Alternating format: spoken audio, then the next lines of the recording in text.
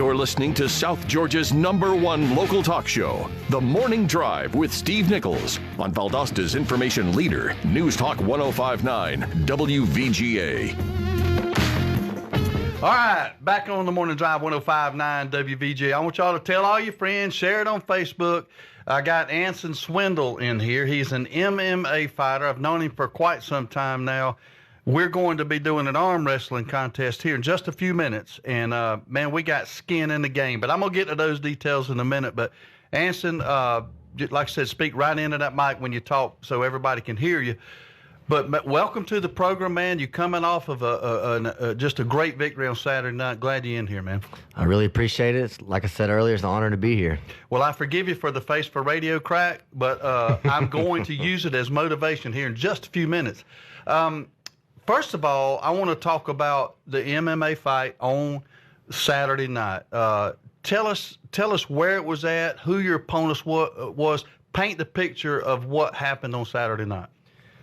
Well, Saturday night, we were the main event. Myself and my opponent, his name was Eddie Price. We were the main event of Southeastern Combat Elite in Crestview, Florida. Mm-hmm. And like I said, I think they brought us in there to lose. They made a mistake, though, picking a guy from Titletown. I hear you, baby. I hear you, Wintersville. So when you went in there and were, they do the announcements and you got your walk-up music and the whole 9 yards, you told me it was pretty obvious that the crowd was for the hometown favorite there. The whole time I felt like I was the favorite and then when it came time to walk out, they said, Anson from Valdosta, Georgia, Anson Swindle. And I heard a little spattering of applause and nobody yelling. It was crickets. Happens to me all the time. And I said, all right, well, tough crowd. They might be a little tired. It's late.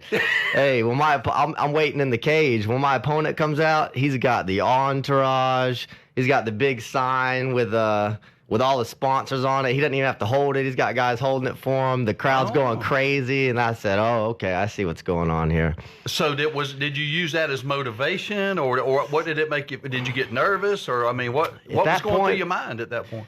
At that point, the fans can't fight for you. The fans can't fight for you. Your coach can't fight for you. No, at the end of the day, you got to get in there, and it's just me and you. So I just stayed calm and just kept going over my game plan. I listened to my coach, Cameron Neville. He was talking to me through the cage the whole time, keeping me calm, and I just waited. I got you. So when the fight started, had you done any homework?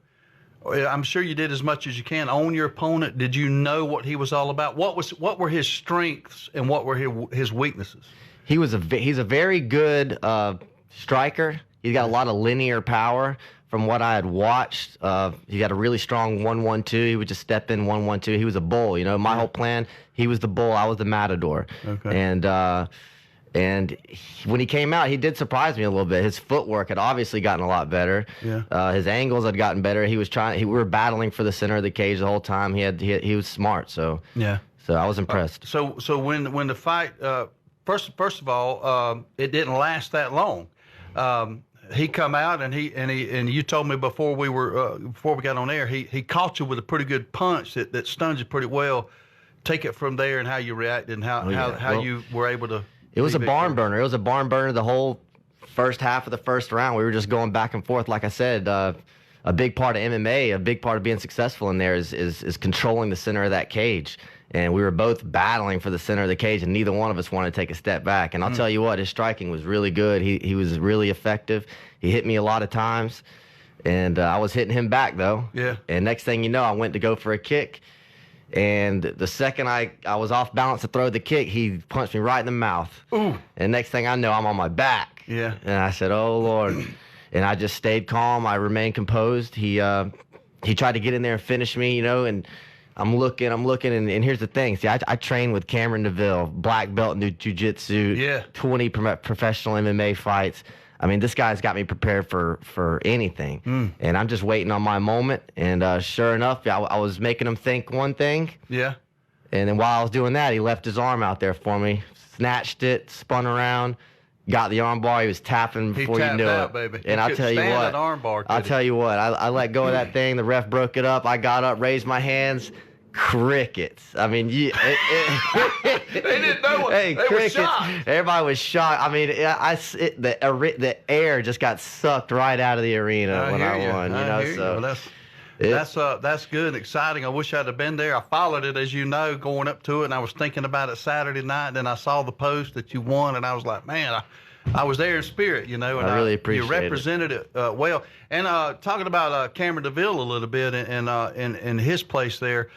It must feel really good having the confidence of having someone in your corner that's been there and done it, that knows it. That I mean, 20 MMA fights. That's a lot. That's a lot of experience. Professional. It's a lot of experience right there, and I'm sure that it's a blessing to have Cameron in your corner. For sure. I mean, when you got a guy with that much experience, when he talks to you, and when you look in his eyes, he's so passionate. Yeah. Whenever he's telling you something, you know you can trust it, and you know that you know, even if I don't understand, I'm just doing what he says in there. Man, I think about signing up Cameron. I think I got a little steam left in me. We'd love to have you. We'd love to have you. 53. I could get in the old man division, but that's all right. Hey, all jokes aside, when I first met you, I've probably known you, I don't know, 5, 6, 7 years. I don't really know. We met when we worked together, and I just always had an admiration for you. And thank you. But when I first met you, you were a real young buck. That's right. You're still a young buck. I mean, I got shoes older than you now,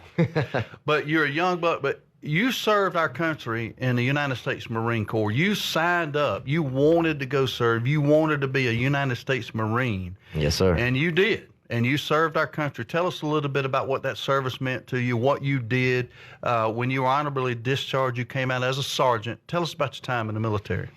The Marine Corps taught me everything. And everything that I face in life, I can just look back and look at all the lessons I learned over my time in the Marines, and I can apply them, you know, and get through anything. Mm-hmm.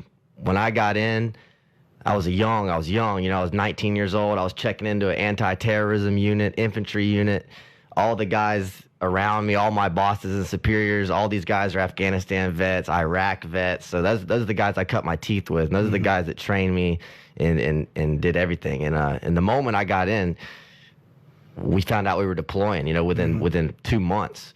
So so I trained with these guys for, you know, a matter of months. And next thing I knew, we were on a flight to the Middle East. Yeah. And that was the beginning of my career, and it never slowed down from there. It was quite a ride. I got you. I'm sure that you draw on some of those experiences that you had in the Marine Corps, the hard work ethic, the honing your skills to be the best you can at the particular task you've got to perform, and marching on through there and advancing through the ranks. You use some of those experiences in that octagon, I'm sure. Oh, certainly. Kissing your kid goodbye and leaving the country for a year to go do some stuff like that, you know, that's way harder than any MMA fight I'm gonna have. So, and I think about the guys that are still doing it today. You know, I mean, I just look at my daughter now, and I just imagine, you know, there's some of these guys that go out there 8, 9 times. You know, I mean, I've done nothing compared to a lot of these people, and I just, you know, I can't imagine. Well, but God bless them. God bless you for your service, and we humbly thank you for it, man. I don't take that stuff lightly, as my audience knows, and it means a lot to me, and I appreciate that. You are utilizing something that you were able to have access to because of your military service, called the GI Bill. Tell us what you've done with the GI Bill and how you apply it to education and where you are in your education right now. Well, exactly. The GI Bill is so important. It's such a good thing for veterans, and I try to tell as many veterans as I can. I see a lot of guys that get out, they're kind of lost, they don't know what's going on. I'm like, man, listen, you got this GI Bill. I used mine. I'm at Valdosta State University. I'm a senior there now. Graduating with healthcare administration degree from the business school. I'll be graduating this fall. Good deal. And use the GI Bill, you know, just worked hard there too, you know, just school, fighting. I mean, like I said, like you said, all these lessons I learned in the Marines, I just keep applying them to anything I do, and it just keeps working. Yes, sir. That's right. Hard work, discipline. All right. Well, I'm gonna bring Michael Smith into the conversation at this point. Michael is the executive director for the United Way here in Valdosta and this region. Michael, as you know, as you've been listening, Stacy Bush kindly made an offer. Anson and I, we're gonna have a smackdown here in a second. That's right. And I'm glad you're here, because sometimes juices start flowing, tempers rise, and I don't want this thing to turn into some sort of free-for-all that ends up tearing the studio up. But there's money on the line. Yeah, I may add some more money if he puts you in an arm bar, too. We don't I like need this none of guy. that. No, we don't need none of that right there. We're going to have an arm wrestling contest, and if I can beat young Anson, Stacy Bush has agreed to donate $2,000 to the United Way. He's asked that we match that. So I need y'all to step up. If I can beat Anson, I'm going to throw in $100 towards the match. My wife and I will donate $100 to the United Way if I can somehow beat him. And I mean, I'm gonna be shocked if I don't beat him, Michael. Well, I don't know. Well, it'll be great. We appreciate the support. We'll put that in our disaster fund to go to help feed first responders and healthcare and That's some awesome. of their agencies, and then also help with people utility assistance. There's a lot of people in need right now, and we've been raising a lot of money and getting it out as quick as we can right now. All right, well, I'm going to take a quick break and give Anson a chance to get his mind right, because this is serious right here. And I'm going to go ahead and put a disclaimer out there now. I don't, when this goes down and this happens, I don't want it to mess with your mind and you keep going and doing what you do, because you're probably not going to face many men like me in the ring. That's the good news. You look like a slab of granite. So. I'm chiseled, and I'm a legend in my own mind. I really am. Is this match is sponsored by Stacy Bush, but also Valdosta Orthopedics, I think. Yeah. Okay, all right. Probably, man. Sponsored by everybody. That in the local old folks' home. But hey, we're going to take a break. We'll come back, and I'm fit to teach this man a lesson. 105.9 WVGA. Your news now on News Talk 105.9 WVGA. You're listening to South Georgia's #1 local talk show, The Morning Drive with Steve Nichols, on Valdosta's information leader, News Talk 105.9 WVGA. All right, back on The Morning Drive. Time for the main event.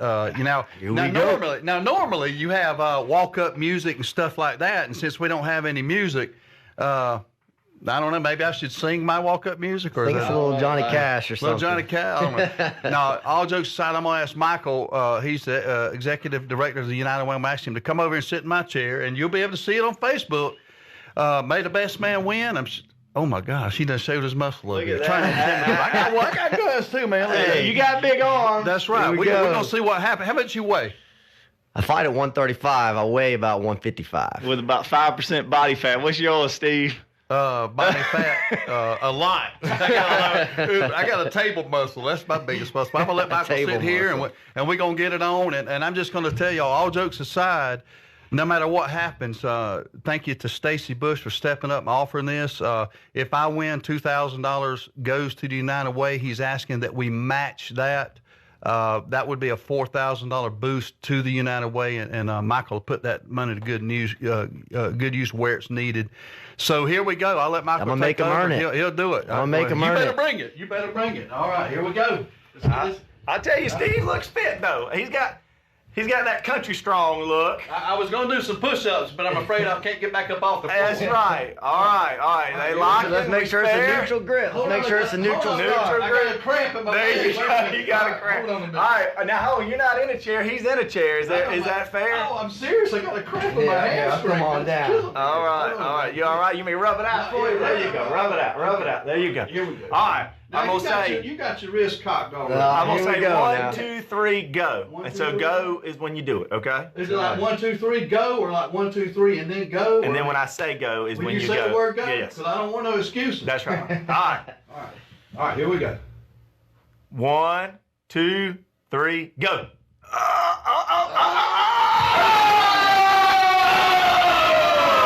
Now see that is strong. That is a true Marine sacrificing for the. Hey, I told y'all, he's hard as a rock. That's $1,000 extra. I appreciate it. Yes, sir. There we go. $2,000, baby. $2,000. Thank Steve you. got some big pipes. Woo! Son, champion. I'm sure that the young Anson here was a little bit spent, though, from his excerpt energy on sure. Saturday night. Well, 135 versus 235. There is a difference in weight classes there. Ooh, man, I'm wore out now. That's a great way to start the day, though, huh? Right, I'm not joking, man. My hamstring, I was getting a cramp just just getting down in the position was harder for him than the battle. Well, that's all right. I'm glad we got to make some money for the United Way, though. That's right. Hey, Anson, I appreciate you coming in, man. Good luck. Thank you for having me. Yeah, keep us posted on your career, and we celebrate you. Love you, brother. Yes, sir. All Thank right, you. see you later. 105 now. We'll come back and finish up the conversation with Michael here. Before you buy a Toyota from anywhere else, visit me, Ashley Carter at Roundtree Moore Toyota in Lake City, Florida. Yeah, folks, you heard that right. I'm the new general manager at Roundtree Moore Toyota, and I am so excited to see all my customers who have become my friends over the past 30 years. Roundtree Moore Toyota offers a fast and online buying experience. All you need to do is get pre-approved with no social security number, click, shop, and drive. Give us a call at 888-852-2421.